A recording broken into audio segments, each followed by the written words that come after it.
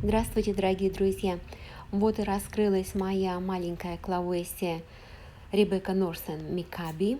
Это гибрид Грейс Дан на природную клавесию Розея. Также в ней присутствует 25% природной клавесии Варшевски. Держу я горшочек в тяжелом граненом стеклянном стакане просто для поддержки, чтобы она не вывалилась, потому что грунт пересох, горшок очень легкий. Если честно, я не могу понять, чем она отличается от Грейс Дан. Такие же слабо-розовые цветочки с зеленоватой серединкой, махровой губой. Раскрылась она 10 дней назад, и уже, я смотрю, цветочки некоторые начали вянуть. Думаю, надо скорее снять. Эта орхидея не поливалась с прошлого года. Вон какая сухая, хрустит уже 6 месяцев. Видите маленький новый рост? Только-только показался пару дней назад. Клавесии, они красивые в цвету, когда очень много цветоносов. Когда они взрослые, там уже много бульб, как минимум 10, а то и больше. Аромат есть, и он выраженный. Спрашивала мужа, говорит, пахнет парафином. Неплохо и нехорошо. Интересно представить, что через 6 или 7 месяцев из этого маленького нового ростика вырастет вот такая же большая бульба, а если при хорошем уходе, то может быть чуть и больше. Потом опять в спячку на 6 месяцев. После того, как она цветет, самое время пересадить ее, наверное, в глиняный горшочек маленький, и чтобы уже субстрат не менять года 3, а то и 4. Потому что полгода они не поливаются, значит субстрат там так быстро не разлагается. Посмотрите, как опустела моя орхидейная комната. Здесь еще прибираться и прибираться. Все мои орхидеи переехали на улицы, и остался вот только уголок. Вот здесь стояли полки. Я их уже вынесла на улицу, куда и расставила орхидеи. А здесь оставила цветущие и несколько фаленопсисов и дендробиумов в цвету украшает мой зал. Со временем я вынесу и остальные башмачки, и маленькие фаленопсисы здесь у меня остались. А на душе неспокойно. На улице льет дождь 2 дня без остановки. В восточной части нашего штата объявлено наводнение. Дороги превратились в реки. Температура ночью упала до 13, не очень хорошо для мокрых корней в горшках. Переживаю, конечно, посмотрим, чем все это закончится. Как дождь пройдет, я сниму и покажу мои орхокувшинки. Трудная она жизнь у нас, архаманов, и дома света мало, хочется на улицу под дождик, а когда дождик идет, то хорошо только тем орхам, которые на блоках, а не в горшках, да еще если они с мхом. Здравствуйте, снова прошла неделя. Продолжаем про катасетумы. По просьбам подписчиков, по просьбе Наты. Кстати, мое любимое женское имя. У меня сестра Наташа и дочь Натали. Вся моя катасетуваемая группа в сборе. Отцвела клавесия, которая была в самом начале видео. Вот ее засушенный цветонос и маленький рост слегка подрос. За эту неделю растение так и не поливалось уже 7 месяцев. Но посмотрите на бульбу. Она довольно-таки налитая, не ссохшаяся. И, конечно же, намеков на корни у такого роста еще быть не может. В таком состоянии нужно следить за бульбой. Если она не морщится очень сильно, то и оставить ее в покое. А если видно, что слегка сжимается, уменьшается в размере, то можно опрыскать по субстрату, но лучше подальше от нового роста. Здесь я подсыпала гранулы с удобрениями, всем сыпала и в этот горшок бросила. Хорошо бы пересадить ее, чтобы новый рост оказался по центру горшочка, а то в этом горшке ему места расти совсем не останется. Следующий маленький катасетум – это After Dark Black Ice. Тут смешная история. Подарила мне эту бульбочку Керол, моя подруга из клуба, Это деленка нового гибрида, который вывел Фред Кларк. И Кэрол его зацвела первой и сама давала название. Она послала фотку Фреду Кларку и назвала его Black Eyes. Но когда я гуглила, думаю, как же цветы-то выглядят. Оказывается, это не черные глаза, а черный лед. А звучит также айс. Вы видели, какие коротенькие у него корешки, поэтому он у меня еще не поливается. Грунт сделала такую сборную солянку и жду, когда корешки удлинятся сантиметров на 5, чтобы начать поливать. В английском вот так. Одно слово звучит одинаково, а значения могут быть совершенно разные. В русском есть, но меньше. Следующий – это тоже катасетум и тоже маленькая бульба, которую я приобрела у Кэрол, и называется он Razzle Dazzle.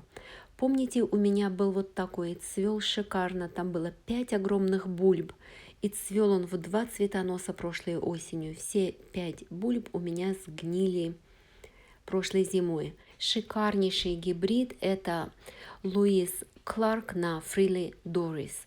Я несказанно обрадовалась, что могла восполнить эту орхидею в моей коллекции. Она может быть зацвести слегка и другим. У некоторых она цветет более с таким не белым с коричневым, а мятно-зеленым с коричневым. Посадила, кстати, я ее по новому способу в горшок такой с автополивом, и поставила я его на фитиль. Купила несколько горшочков попробовать на eBay из Китая совсем задешево, чуть больше $1 за штуку. Естественно, в таком размере формирующегося нового роста мы уже поливаем орхидею. Вот если найду, здесь корни покажу, они довольно длинные, и там в мху они сантиметров 7-8 длиной однозначно упрятаны, но скоро они будут показываться со всех сторон. Все больше мне нравится идея автополива моих орхидей, но вот в таком состоянии, при такой посадке, я эту орхидею сейчас на улицу под дождь вынести не могу. Мох впитывает невероятное количество влаги, и корни просто задохнутся. Поэтому либо дома под лампами, либо на улице где-то под навесом, укрыв от дождя, потому что солнца им нужно очень много катасетумам. Следующий морковный экземпляр – это Cycnodes Anna Burger гибрид на Cycnodes Warszawski. Это такие огромные зеленые цветы, помните, напоминают лебедя. Я его тоже пересадила в новый субстрат, обрезала старые корни, вот так привязала к палочке, и у малыша только-только начали прорастать вот такие милые корешки. Так что буквально он стоит на грунте. Его поливать тоже еще рано. Цвел он у меня 2 года назад, а вот в прошлом году отношения у нас с ним как-то не сложились, и я даже выбросила у него одну размягчившуюся бульбу. Но будем продолжать тренироваться, в конечном итоге мы их победим. Именно для этого посадила в пластиковый горшок. Видите, слегка здесь грунт влажный, я макнула немножко его в водичку, чтобы подразнить эти маленькие корни, чтобы они начали расти быстрее, тянуться вниз. Но верхняя половина субстрата, она сухая. Прозрачный горшок поможет мне лучше регулировать полив. Прошлой зимой у меня хватило ума отнести их в холодный гараж. Этим я их и подпортила. Зимой их хранить нужно при температуре не ниже, чем плюс 15. А вот это тоже гибрид Clavacea Grace Dunn на Catasetum Orchid Glade David Ranches. Цвел он очень мило, но тоже 2 сезона назад. По-моему, у него еще нет зарегистрированного имени. Вот посмотрите, цвел он с этой бульбы. Потом весь год мы растили бульбу и не вырастили большую. Видите, справа она меньше. Вот она у меня и не процвела в прошлом году.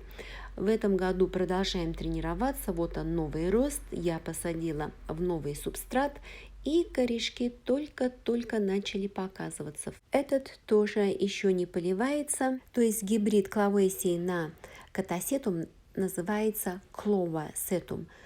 Что мне нравится, он цвел гораздо дольше, чем клавесия, которая вот была в самом начале моего ролика. Она цвела не больше 10 дней, а катасетумы цветут дольше, до 3 недель. Вот именно он добавляет длительность цветения к гибриду клавасетума. Видите, тоже сверху сухо, а внизу немножко я макнула субстрат, увлажнила, чтобы подразнить корешки. Следующее заседание в клубе у нас будет Кэрол читать лекцию по уходу за катасетумами. Так что попробую все заснять. А теперь самый большой и один из тех, который пробудился еще в феврале. Зарегистрированный гибрид называется Амалия Сава. Гибрид природного Мармодеса игнеи на Синочес лехманиай. Цикнотисы, они просыпаются, кстати, одни из первых. А вот эти мелкие клавесии, клавасетумы, они последние. Вот видите, прошлогодняя бульба у меня выросла выше, чем предыдущая, поэтому и цвел тоже мощно. Мне очень нравится его сладкий аромат, напоминает аромат конфет. Видите, какие уже мощные корни и даже начали покрываться зеленью такой, водорослями. В этом году я его не пересаживала. В горшке есть место, куда расти бульбам. Да и потом субстрат у этой группы орхидей не портится очень быстро, потому что растения стоят по полгода сухими, не поливаются, поэтому субстрат не разлагается так быстро. Для моих условий очень удобная посадка — тяжелый глиняный горшок, мох. Горшок дышит, мох успевает просыхать, и потом тяжелый устойчивый горшок держит эту мощную орхидею с ее мощными цветоносами. И естественно, что этот цикнодис у меня поливается и удобряется уже давненько. Вот оно, какое красивое растение. И если я рядом поставлю эту спящую красавицу клавесию, и можно сравнить размеры этих двух новых ростов, что значит разные весовые категории.